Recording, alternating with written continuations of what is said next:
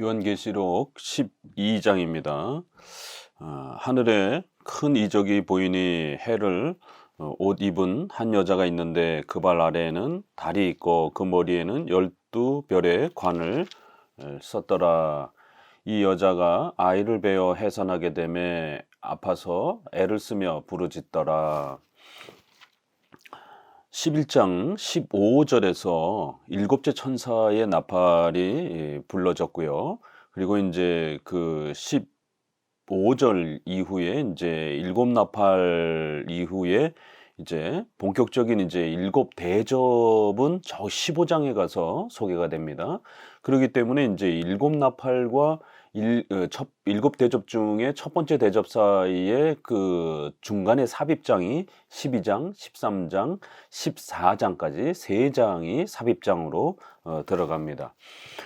우리가 앞부분에서 9장 13절에 여섯 번째 천사가 나팔을 불고 난 이후에 이제 또 이 11장 15절에 일곱 번째 나팔이 소개되기 전에 그 사이에 10장이 또 그렇게 11장 이 두 장이 삽입장으로 들어가 있던 것처럼 이제 일곱 번째 나팔이 소개가 되고 난 이후에는 세 개의 삽입장이 이제 일곱 대접 전에 이제 이렇게 또 추가가 되면서 계속해서 삽입장이 소개가 될 때는 좀 더 중요한 내용들을 보충해 가면서 각각의 일곱 개 시리즈의 이러한 부분들에 좀 더 풍성한 내용들을 이렇게 추가하는 그런 성격이 있다라고 말씀을 드렸습니다. 그래서 이렇게 삽입장이 보조적인 그런 내용의 추가장이 있다라는 것이 또 독특한 특징입니다.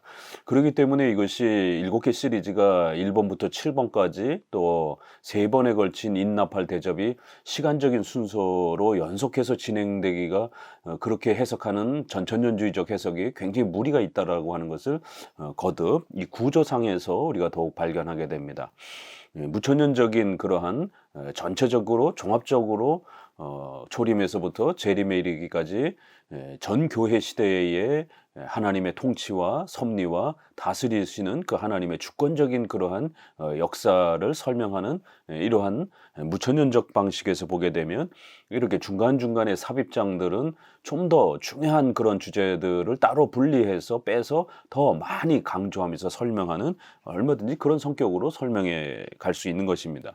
이제 12장은 초림에서부터 재림에까지 또 타락 이후로부터 재림까지의 인류 역사 전체를 특별히 창세기 3장 15절에 보게 되면 여자의 후손과 또 뱀의 그 후손이 계속해서 영적 싸움을 싸워가게 되고 결국 여자의 후손으로 오시는 예수 그리스도께서 그 뱀을로 상징되는 사탄과 그 무리들의 머리를 파하시고 그들을 전멸하실 것이다라고 하는 이런 복음의 약속들이 12장에서는 구약의 전체와 신약의 역사가 한 장으로 아주 간략하게 그러한 영적 싸움의 교회의 역사들을 간략하게 또 이렇게 압축해서 소개하는 그런 모습을 보게 됩니다. 그리고 13장, 14장에 가서는 이제 13장에서는 두 짐승으로 소개가 되는 또 사탄과 그 악의 무리들의 이러한 실체, 666이라고 하는 이제 우리가 가장 중요한 그 또 단어요. 계시록에서 가장 해석하기 어려운 바로 이제 이런 부분들이 소개가 됩니다. 그리고 14장에서는 다시 한번 또 앞서서 14만 4천 명 이제 또 이렇게 14만 4천 명으로 또 이렇게 소개가 되는 이러한 성도들과 관련된 아주 중요한 또 이러한 내용들이 후반부에서는 숫자로 다시 한번 그 택한 백성들을 소개를 합니다. 그래서 12장은 전체 교회의 역사의 이러한 그 영적 싸움을 요약하고 있고 13장은 사탄과 악한 영들의 실체, 또 14장은 성도들의 그러한 실체를 좀 더 보강하면서 그렇게 더 설명하는 것을 볼 수가 있습니다. 12장 이제 1절에 한 여자가 있는데 그래서 해와 이렇게 달, 천지의 이러한 이런 모든 영광스러움들을 그렇게 가지고 있는 머리에는 12관을 쓴 그런 여자 이렇게 해서 우리 개혁파학관 내에서는 교회로 해석을 합니다. 근데 이제 로마 카톨릭에서는 이거를 마리아로 이제 이렇게 또 해석을 합니다. 벌써 그런 부분에서 차이가 나죠. 그렇기 때문에 이제 우리 개혁파 장로교적 입장에서는 교회를 이렇게 또 표현했고 교회의 영광스러움을 해와 달을 입은 것처럼 이렇게 표현을 합니다.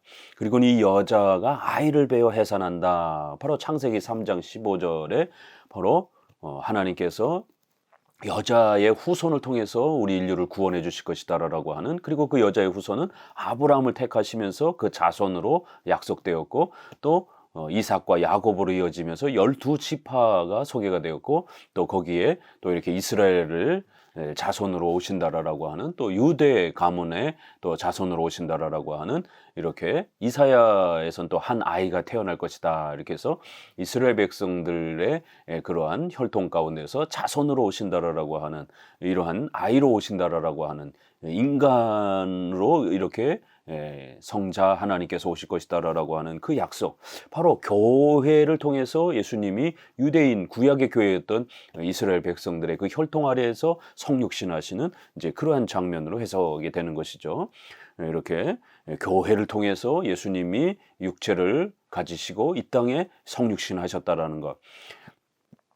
그리고는 3절에 하늘에 또 다른 이적이 보이니 보라, 한 큰 붉은 용이 있어 머리가 7이요 뿔이 10이라. 그 여러 머리에 7 왕관이 있는데, 이게 붉은 용 이렇게 해서 빨간색으로 이렇게 또 표현하고, 또 용 이런 그 이미지가 붙었습니다. 그래서 유독 이제 이런 빨간색에 대한 부분들은 또 적색 이런 부분들이 이제 성경에서는 이제 이렇게 또 악한 자를 비유적으로 색깔로 많이 또 표현하고, 전쟁에서 또 이렇게 피가 이렇게 보여지는 이런 이제 이미지를 가져다가 그렇게 악한 자에 대한 이미지로 사용했고, 번역한 이 용이라고 하는 건 이제 영어권에서는 드래곤 이렇게 또 표현하고, 우리 번역도 용 이렇게 번역했지만, 이제 헬라어에 있어서는 이제 이것은 이제 커다란 짐승 뭐 이 정도로 이렇게 표현되어집니다.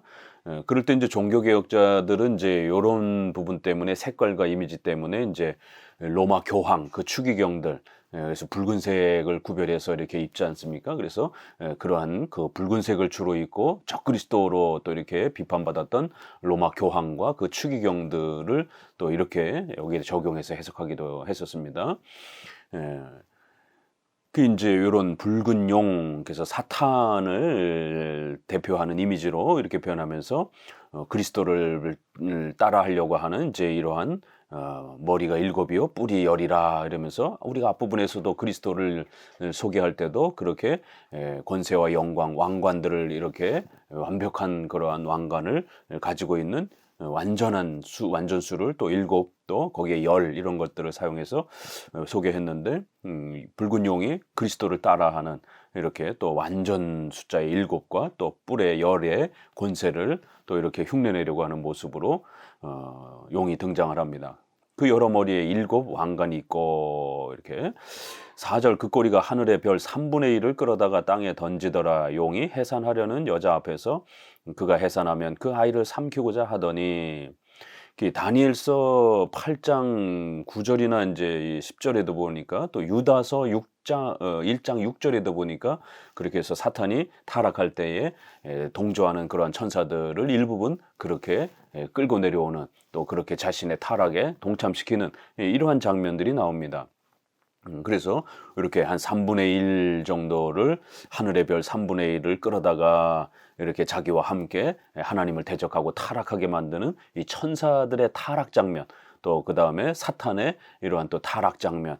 그래서 사탄은 하나님 앞에 처음엔 천사로 그렇게 창조되었는데, 특별히 천사장에 해당이 되는 이러한 수룹바벨이라든가 또 여러 천사장들이 성경에 소개가 됩니다. 그 중에 이렇게 또 사탄도 천사장 그룹의 그러한 아주 중요한 직분에 있었는데, 결국 하나님을 배격하면서 하나님의 뜻에 불순종하면서 타락하는 것이에요. 그럴 때 또 그 많은 천사 그룹들을 일부 또 함께 타락하도록 그렇게 했다라고 하는, 사탄과 악한 영들, 이 천사들의 타락에 대한 이 장면들이 성경에는 많이 나오진 않지만 살짝 이렇게 언급이 됩니다.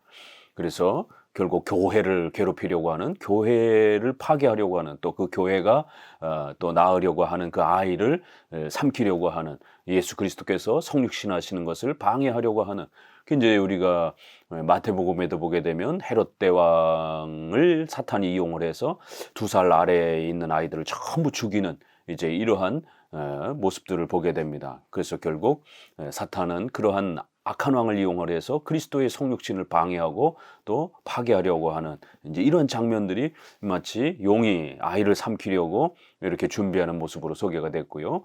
5절에 여자가 아들을 낳으니 이는 장차 철장으로 만국을 다스릴 남자라, 그 아이를 하나님과 그 보좌 앞으로 이렇게 올려가더라. 예, 교회를 통해서 이스라엘 백성들을 통해서 그 후손으로 예수님이 오셨고, 남자라 만국을 다스리고 철장을 깨뜨리는 그러한 권세와 능력으로 구원자와 심판주로 오셨다. 이렇게 시편 2편 9절에 보게 되면 그 모든 권세와 능력으로 악한 자들을 깨뜨리시는, 만국을 다스리시는 이런 모습으로 그리스도를 또 이렇게 표현하는 그 예언을 그대로 끌어다가 남자라, 그리고 그 그리스도께서 이 땅에 오셨다가 십자가에 죽으시고 부활하심으로 또 그렇게 보좌 앞으로 승천하시는 이런 장면들이 또 이렇게 구약과 신약 전체가 이렇게 한마디 한마디 안에 요약됩니다. 6절, 그 여자가 광야로 도망하며 거기서 1260일 동안 그를 양육하기 위하여 하나님께서 예비하신 곳에 곳이 있더라. 그러면서 이제 결국 예수님을, 그 아이를 죽이지 못하니까 이제는 교회를 핍박하려고, 그 여자를 핍박하려고 방향을 돌려서 그렇게 괴롭히더라는 것이, 그럴 때에 이제 1260일 동안 그렇게 피해서 또 도망가서 피하는 그러한 시간들을 소개를 합니다. 여기 이제 1260일에 대한 내용도 우리가 11장 앞서서 3절에 1260일이 소개가 되었고, 또 2절에 42달 이렇게 소개가 되었습니다. 그리고 또 3일 반 이렇게 형태들이 계속해서 시간이 소개가 되면서 우리가 이런 이제 숫자들은 이제 민수기 14장 34절을 기본으로 해서 이렇게 이스라엘 백성들이 40일 동안 가나안을 이렇게 살펴보았는데, 거기에 불순종 때문에 결국 일일을 1년으로 계산을 해서 40년 동안 광야에서 그렇게 징계를 받는, 가나안 땅에 들어가지 못하는 이제 이런 장면이 나옵니다. 그래서 일일을 1년으로 계산하는 이제 이런 부분들이 이스라엘 문화에 굉장히 자연스럽습니다. 그러다 보니까 이제 종교개혁자들도 일일을 1년으로 계산을 해서 어떤 그 특정한 날짜를 좀 더 계산해 버리고, 또 초대교회로부터 종교개혁 시대까지를 좀 이렇게 역사적인 그런 시간 아래에서 이렇게 어느 때부터 어느 때가 좀 더 핍박의 시대였고, 이런 것을 좀 더 이렇게 제한해 보려고 이렇게 접근해 보기도 했습니다. 그러나 너무 이렇게 특정하게 구체적으로 제한하진 않았습니다. 그렇지만 이제 토마스 구딘이라든가 조셉 미드라든가 이렇게 해서 구딘 이후에 이제 회중파 청교도들은 이제 이런 것들을 아주 구체화시켜서 더 세밀하게 예수님의 재림 날짜를 1664년으로 계산을 하면서, 또 영국이나 뉴잉글랜드에 거기에 문자적 천년왕국이 주어질 것으로 그렇게 회중파의 종말론이 너무 과격하게 이렇게 문자 중심적인 그러한, 또 자기들 중심으로 그렇게 또 해석을 진행을 합니다. 요 12장에 대한 이제 이런 부분들도 토마스 구디는 굉장히 그 시간 중심적으로 이렇게 시간의 어떤 그 연속적 과정으로 이렇게 해석하는 이런 시도를 했습니다. 이게 다 나중에 이제 결국 1800년에 가서 스콧필드와 다비에 의한 세대주의자들이 이런 모든 부분들을 그렇게 전천년 중심의 이러한 그 형태로 또 문자적인 천년왕국 중심으로 해석하는 방식들이 바로 회중파의 종말론에서 그 힌트들을 거의 그렇게 가지고 온 것입니다. 자, 그럴 때 이제 이 1260일은 그렇게 해석하면 안 되고, 다만 역사적 해석에 있어서 종교개혁자들이 초대교회부터 1500년까지를 좀 더 이렇게 넓게 이렇게 보려고 하는 그 정도는 우리가 허락하지만, 그렇다고 해서 너무 세밀하게 특정한 시간과 장소를 이렇게 고정하면 안 된다라는 것을 다시 한번 말씀드립니다. 이것은 42달 정도로, 달로 줄이면 그렇게 되고, 또 일로 계산하면 1260일, 그리고 또 요것을 연으로 계산하면 3년 반 정도, 이렇게 표현된다라고 말씀을 드렸습니다. 그래서 고난의 이러한 부분들을 완전 숫자인 7년의 절반 정도, 그래서 성도들이 고난받고 교회가 어려움을 당할 때 하나님의 섭리 속에서 일정한 시간 동안 그렇게 제한된 시간 동안에 고난을 허락하시며 또 그 고난 이후에는 또 신속히 그 교회를 회복해 가시는 그런 하나님의 커다란 작정과 섭리를 가르치는 하나님의 통치의 그러한 역사, 또 그다음에 교회에 고난을 허락하신다 할지라도 무한정 고난을 허락하시는 게 아니라 아주 적당히 적은 정도로만 훈련시키는 정도로만 그렇게 고난을 제한하실 것이다. 이런 의미로 1260일을 소개해 왔다라고 말씀을 드렸습니다. 이것이 다니엘서 12장 11절에는 1290일, 또 12절에는 1335일 이렇게 또 소개되어진다라고 말씀을 드렸습니다. 자, 이제 이런 부분들을 이제 넘어서 7절에는 일정한 기간 동안 또 사탄으로부터 교회가 그 여자가 핍박을 받지만 또 보호를 받을 것이다라는 거예요. 일정 기간 동안. 7절에 하늘에 전쟁이 있으니 미가엘과 그의 사자들이 용과 더불어 싸울세. 용과 그의 사자들도 싸우나 이기지 못하여 다시 하늘에서 그들이 있을 것을 얻지 못한지라. 이 부분은 이제 우리가 다니엘서 말씀을 보셔야 됩니다. 다니엘서의 이제 10장을 보게 되면 다니엘서에서도 여러 전쟁 이야기가 나오는데요.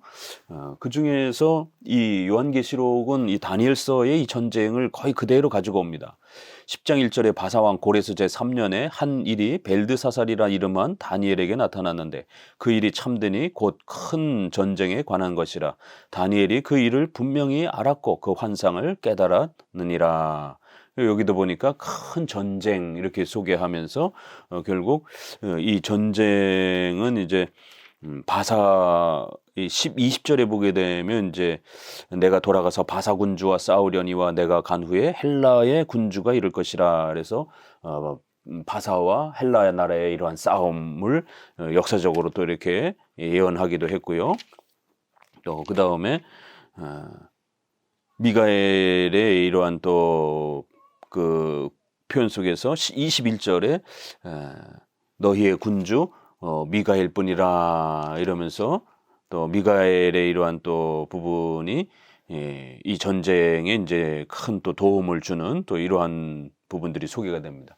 그래서 이제 천사들이 이렇게 싸움을 돕는, 교회의 이런 영적 싸움을 돕고 또 사탄과 싸우는 이런 장면이 소개가 되는데, 요 7절에서도 하늘에서도 큰 전쟁이 있는데, 그러니까 이제 이 땅에서도 교회가 사탄과 악한 영들과 또 적그리스도와 또 그 적그리스도가 사용하는 그 많은 또 악한 국가와 불신자들을 이용해서 교회를 핍박하기 때문에 교회는 또 그런 자들과 싸우고, 또 영적 세계에서는 미가엘과 또 이런 많은 천사들이 사탄과 악한 영들과 또 영적 세계 속에서는 또 싸우는 이러한 영적 세계와 또 물질적 세계인 우리 성도들의 삶 속에서 이중의 이러한 싸움들이 역사 속에서는 흘러간다라는 것이에요.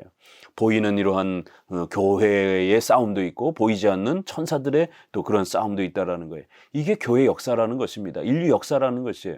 그래서 하늘에 큰 전쟁이 있으니 미가엘과 그 사자들이 용과 더불어 싸우더라. 그러면서 용과 그 사자들과 서로, 용과 악한 자들, 악한 영들, 사탄과 악한 영들, 또 미가엘과 또 많은 선한 천사들이 또 그렇게 싸우더라는 것이에요. 8절 이기지 못하여 다시 하늘에서 그들이 있을 것을 얻지 못한지라. 그러면서 9절에 큰 용이 내어 쫓기니 옛 뱀 곧 마귀라고도 하는 사탄이라고도 하며 온 천하를 꿰는 자라.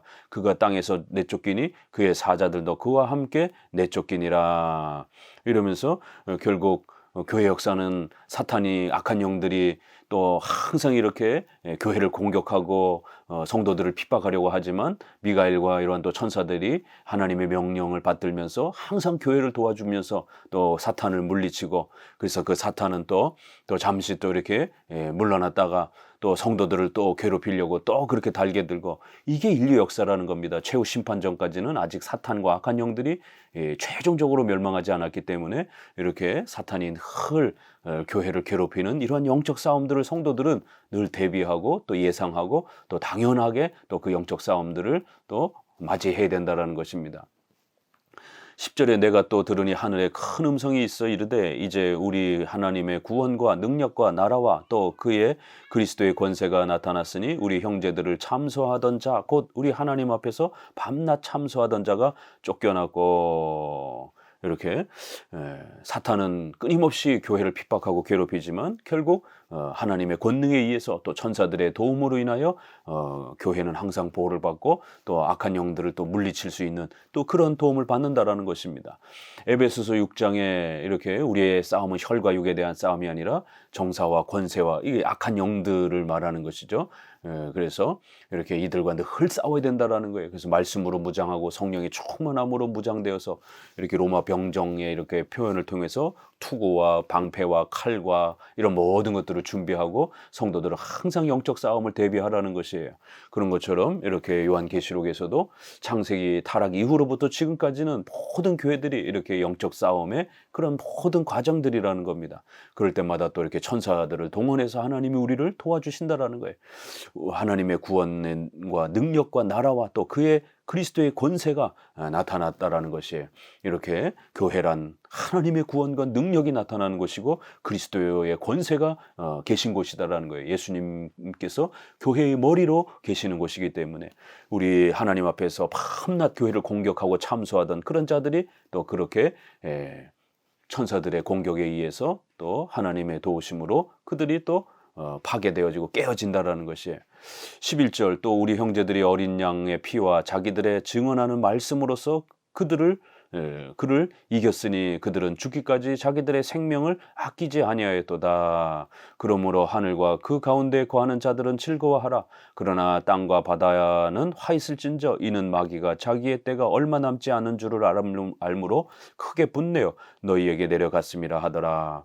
이 성도들은 항상 영적 싸움을 대비해야 되는데 반드시 말씀으로써 무장돼야 된다라는 거예요.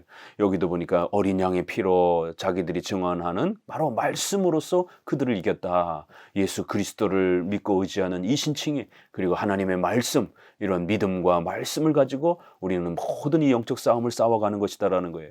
무슨 이상한 방언, 신비체험 이런 걸 가지고는 영적 싸움을 싸울 수 없습니다. 하나님이 주신 그 유일한 무기는 바로 이 신칭이 믿음이라고 하는 이 강력한 도구 그리고 하나님의 말씀 바로 이것을 통해서 우리는 신앙이 만들어지고 또 이 영적 싸움을 싸워갈 수가 있는 것입니다. 여기에서도 성경 신앙을 추천하는 것이에요.